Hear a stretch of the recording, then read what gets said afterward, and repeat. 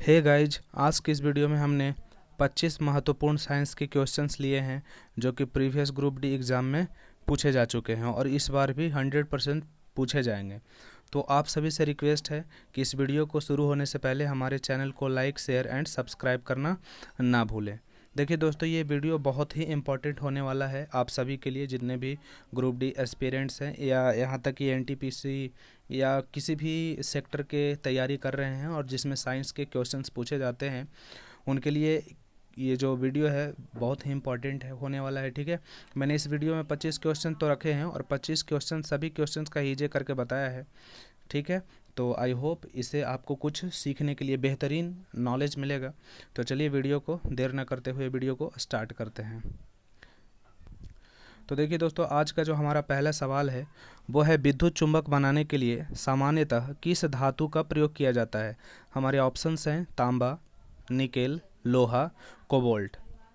तो देखिए दोस्तों, जो विद्युत चुंबक है, विद्युत चुंबक उसको बनाने के लिए लोहे का प्रयोग होता है। ठीक है, किसका प्रयोग होता है?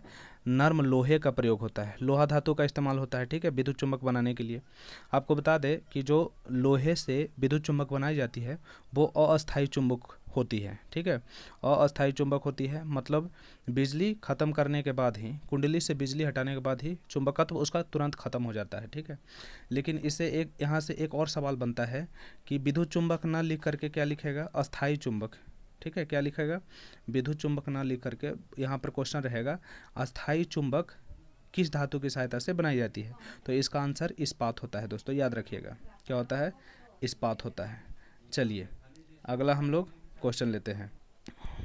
हमारा दूसरा क्वेश्चन है दोस्तों, विद्युत धारा को मापने के लिए काम आने वाली उपकरण का नाम क्या है।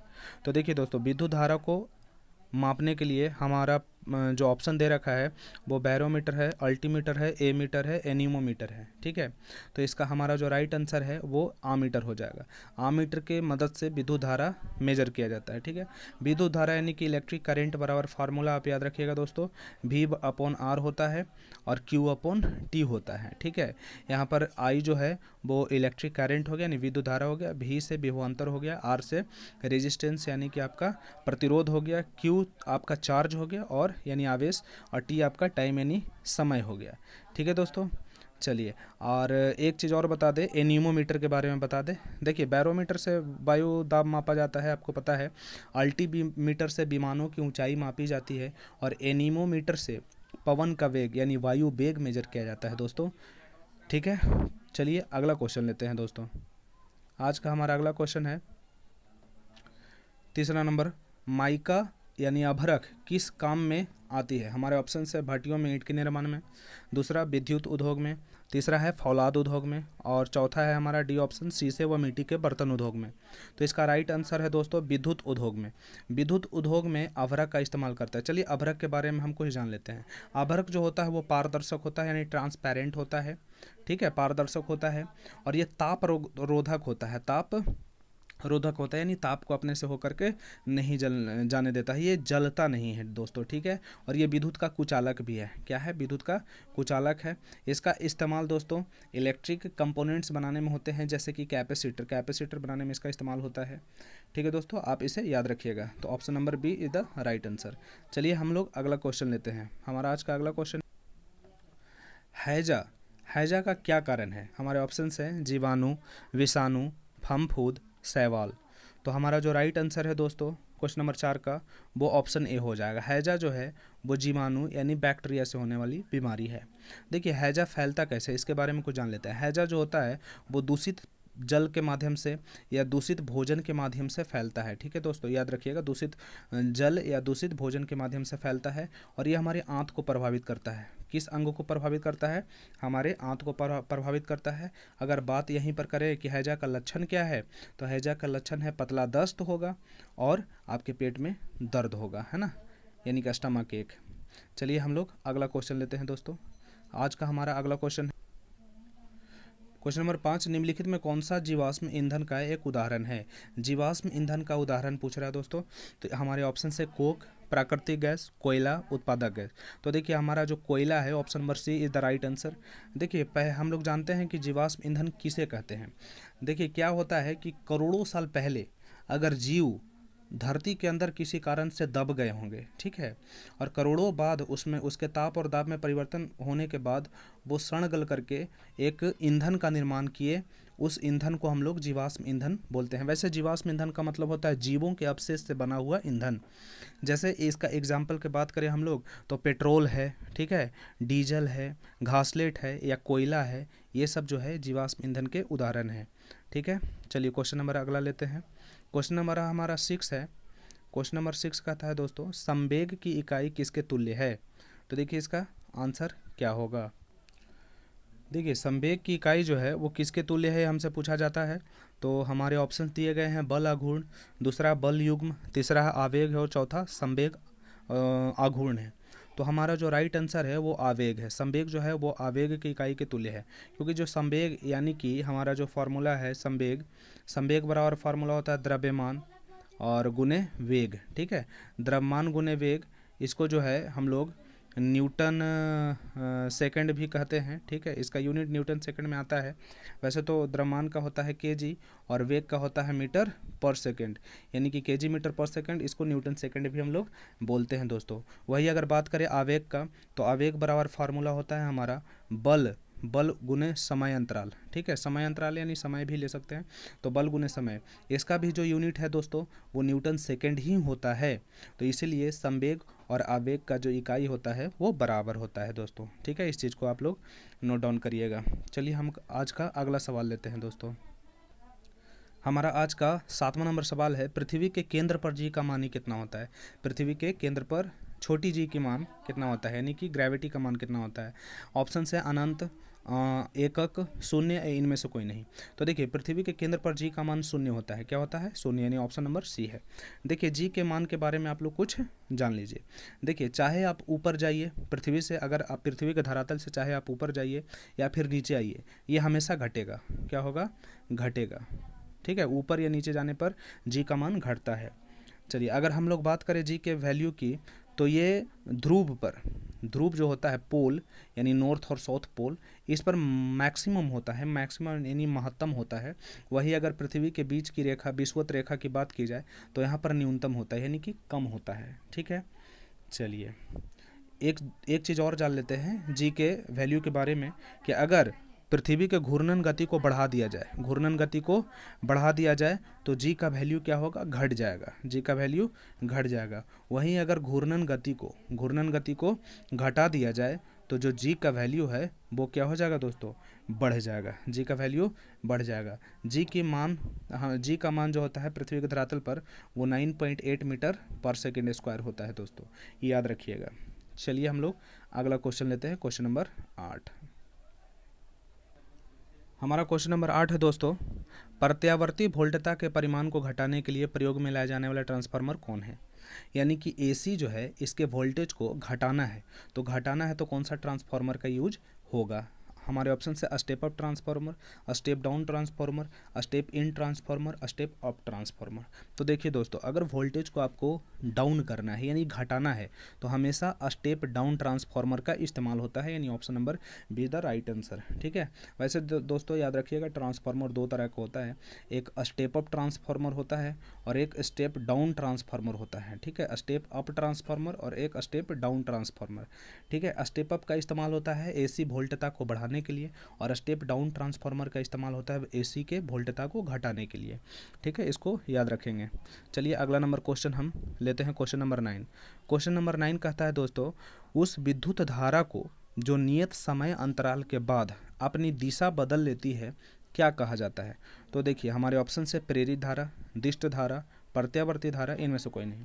तो देखिए आपको पता होगा धारा जो होता है वैसे एसी और डीसी दो प्रकार का होता है। एक तो एडी करेंट भी होता है, ठीक है, एडी करेंट होता है, लेकिन इसको हटा दीजिए, एडी करेंट होता है, इसको हटा देना है हमको। एसी और डीसी नॉर्मली दो तरह के धारा हम लोग जानते हैं। तो जो डीसी होता है दोस्तों वो समय के अंतराल के साथ डायरेक्शन नहीं बदलता है, यूनी डायरेक्शनल होता है, एक ही डायरेक्शन में चलता है, ठीक है। लेकिन जो एसी वोल्टता है और एसी जो है धारा वो इस तरह से चलता है दोस्तों, ठीक है। तो हर समय ये जो है ना अपना डायरेक्शन बदलते रहता है, हर समय अपना डायरेक्शन बदलते रहता है। तो हमारा जो राइट आंसर होगा इसका प्रत्यावर्ती धारा होगा, यानी कि ऑप्शन नंबर सी प्रत्यावर्ती धारा, जिसको हम लोग एसी भी कहते हैं। चलिए आज का अगला क्वेश्चन लेते हैं दोस्तों। देखिए क्वेश्चन नंबर 10 कहता है बिजली घर से सप्लाई की जाने वाली वोल्टता को स्थिर करने के लिए प्रयोग में लाया जाने वाली युक्ति है। तो जो बिजली घर से वोल्टता निकल करके आती है उसको स्थिर करना यानी कि उसको बढ़ाना या घटाना किस यंत्र के द्वारा जो होता है वो कंट्रोल किया जाता है। तो हमारे ऑप्शन हैं डायनेमो, ट्रांसफार्मर, आमीटर, जनरेटर। तो आपको पता है वोल्टता को कंट्रोल ट्रांसफार्मर की मदद से किया जाता है, ठीक है। कम या बेसी करना हो तो ट्रांसफार्मर का इस्तेमाल किया जाता है एसी वोल्टता में। तो हमारा ऑप्शन जो बी है वो राइट आंसर हो जाएगा, ठीक है, इसे याद रखेंगे। अगला हम सवाल लेते हैं। हमारा अगला सवाल है क्वेश्चन नंबर 11। क्वेश्चन नंबर 11 कहता है दोस्तों खगोलीय पिंडों का अवलोकन करने के लिए प्रयोग में लाए जाने वाले यंत्र कौन सा है, ठीक है। खगोलीय पिंडों को किस यंत्र की मदद से जो है वो अवलोकन किया जाता है उसका, ठीक है। तो हमारे ऑप्शन है टेलीस्कोप, कैमरा, माइक्रोस्कोप, पेरिस्कोप, ठीक है दोस्तों। तो हम लोग इसके बारे में थोड़ा सा देख लेते हैं। टेलीस्कोप का मतलब क्या होता है? टेलीस्कोप को हम लोग दूरदर्शी बोलते हैं। क्या बोलते हैं? दूरदर्शी। और दूरदर्शी हम लोग दूरबीन को बोलते हैं। किसको बोलते हैं? दूरबीन। यानी कि दूरबीन का मतलब दूर की चीज़ों को देखना, ठीक है, दूर की चीज़ों को देखना। कैमरा आप लोग जानते हैं। माइक्रोस्कोप क्या होता है? सूक्ष्म जीव को देखने के लिए यूज में आने वाला यंत्र यानी सूक्ष्मदर्शी जिसे बोलते हैं। पेरिस्कोप देखिए ध्यान से समझिएगा, पेरिस्कोप क्या है? पेरिस्कोप जो होता है वो कहीं आप छुपे हुए हो और बाहर की चीज़ को आप देख रहे हो, इसको पेरिस्कोप से देखा जाता है, ठीक है। पेरिस्कोप का मतलब होता है परिदर्शी। परिदर्शी क्या होता है? परिदर्शी होता है। परिदर्शी, परि मतलब होता है बाहर और दर्शी मतलब देखने, देखना या देखने के लिए जो भी है।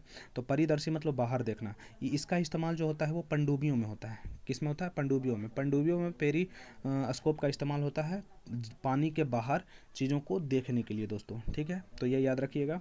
और आपका ये जो 11 नंबर क्वेश्चन है इसका राइट आंसर क्या होगा? टेलीस्कोप। टेलीस्कोप क्या होगा? टेलीस्कोप यानी कि खगोलीय पिंडों को देखा जाता है, उसका अवलोकन किया जाता है।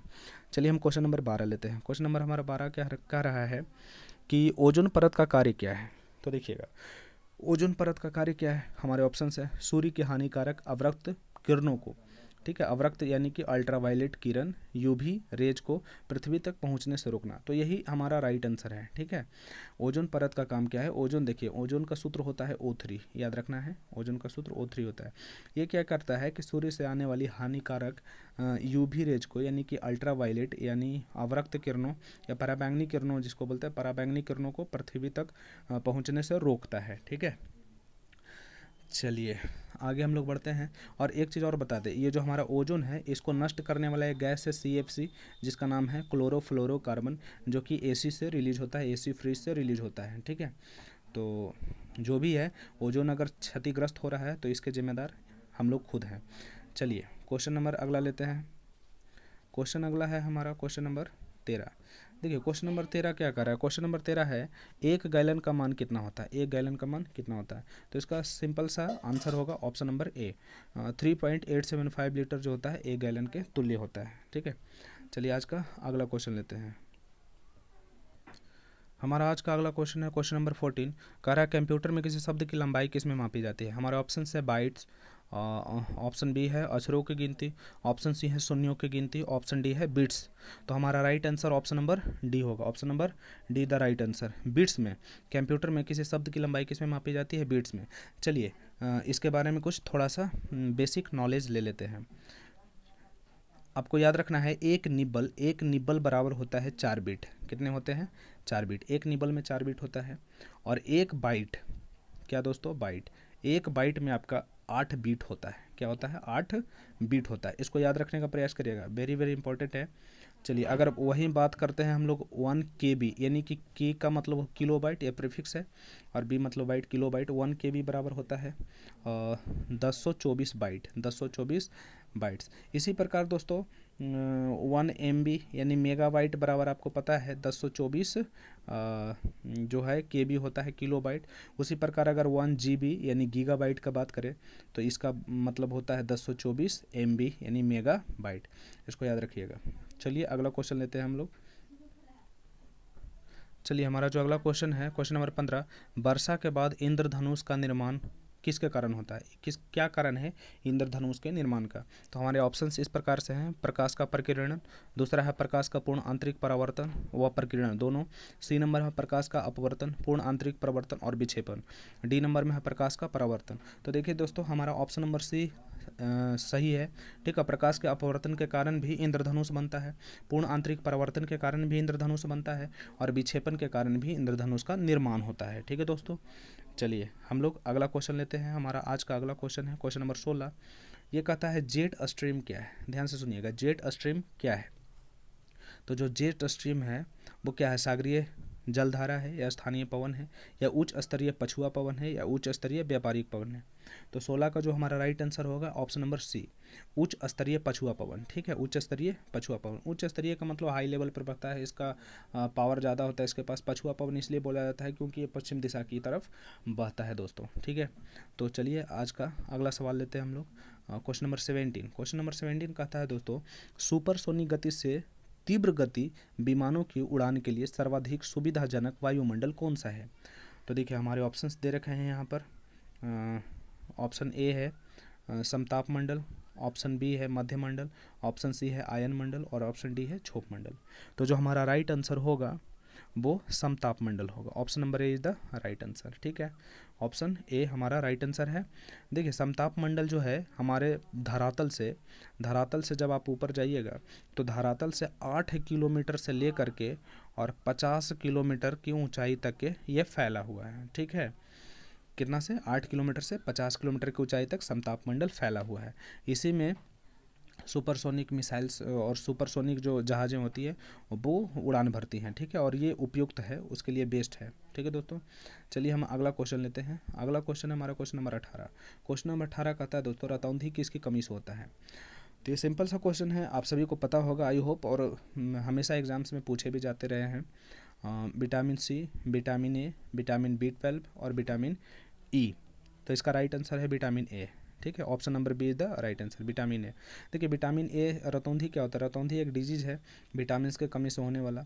ठीक है दोस्तों, और इसमें क्या होता है कि लोगों को कम प्रकाश में दिखाई नहीं देता है, यानी कि कम रोशनी में दिखाई नहीं देता है दोस्तों। ठीक है, इसको डॉक्टर के भाषा में नियोक्टालोपिया कहते हैं। क्या बोलते हैं, नियोक्टालोपिया कहते हैं, या नाइट ब्लाइंडनेस के नाम से भी इसे जाना जाता है। चलिए हम लोग अगला सवाल लेते हैं। चलिए क्वेश्चन नंबर 19 हमारा है। क्वेश्चन नंबर 19 कहता है, निम्नलिखित में से किस कंप्यूटर भाषा का मुख्यतः वाणिज्य कार्यों में प्रयोग होता है। कहाँ, वाणिज्य कार्यों में। तो ऑप्शंस देखते हैं। पहला ऑप्शन है फॉर्ट्रॉन, दूसरा है कोबोल, तीसरा है बेसिक, चौथा है पास्कल। देखिए हम लोग जो वाणिज्यिक कार्य में यानी बिजनेस के इस्तेमाल में लाया जाता है, यानी ऑप्शन नंबर बी जो है कोबोल का इस्तेमाल बिजनेस के रूप में लाया जाता है। ठीक है, बिजनेस में कोबोल का इस्तेमाल होता है क्योंकि इसका फुल फॉर्म ही है कॉमन बिजनेस ओरिएंटेड लैंग्वेज। देखिएगा, कॉमन बिजनेस ओरिएंटेड लैंग्वेज। ठीक है, COBOL। ठीक है, तो इसके नाम में ही बिजनेस छुपा हुआ है, तो इसलिए बिजनेस में यूज होता है। आगे हम लोग बात करते हैं फोर्ट्रॉन का। तो फोर्ट्रॉन में फॉर मतलब फार्मूला होता है और ट्रोन का मतलब ट्रांसलेशन होता है, यानी इसका फुल फॉर्म होता है फार्मूला ट्रांसलेशन। बेसिक का अगर बात करें तो बेसिक का फुल फॉर्म होता है बिजनेस ऑल पर्पस। ठीक है, ध्यान से सुनिएगा और लिखने का प्रयास कीजिएगा।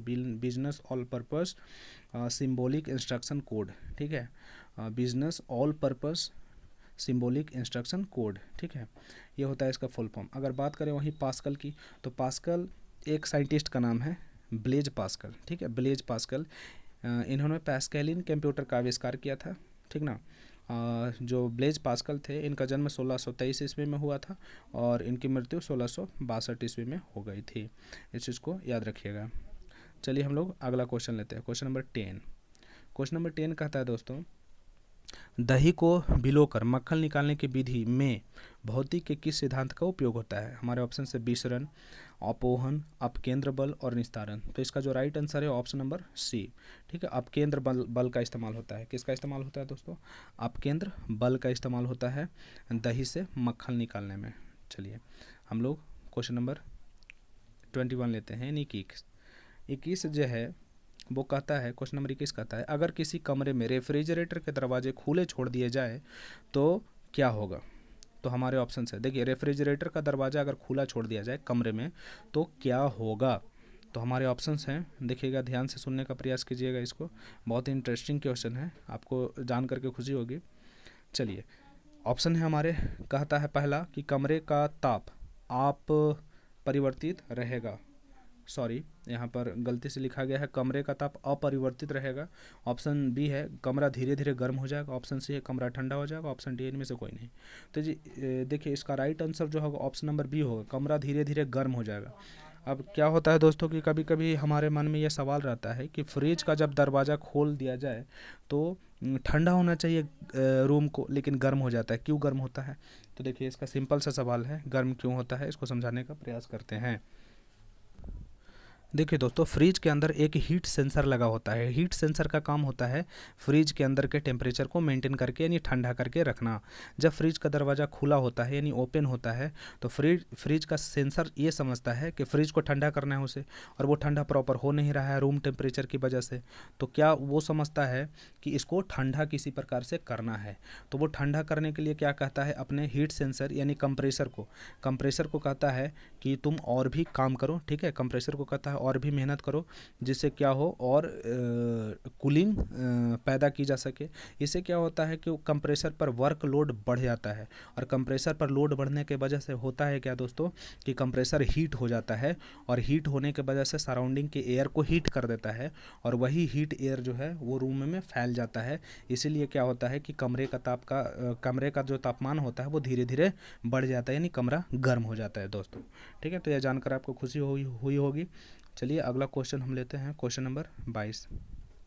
देखिए, क्वेश्चन नंबर 22 है हमारा दोस्तों, सूर्य ग्रहण कब होता है? तो देखिए, ग्रहण का मतलब क्या होता है, सूर्य ग्रहण का मतलब क्या हुआ कि सूर्य का रोशनी हमको दिखाई ना देना, ठीक है। दिन के टाइम अगर सूर्य का रोशनी आपको दिखाई ना दे, जिस स्थान पर सूर्य का रोशनी दिखाई ना दे और वहाँ अंधेरा छा जाए, तो इसका मतलब वहाँ पर ग्रहण लगा हुआ है। ये कब हो सकता है दोस्तों?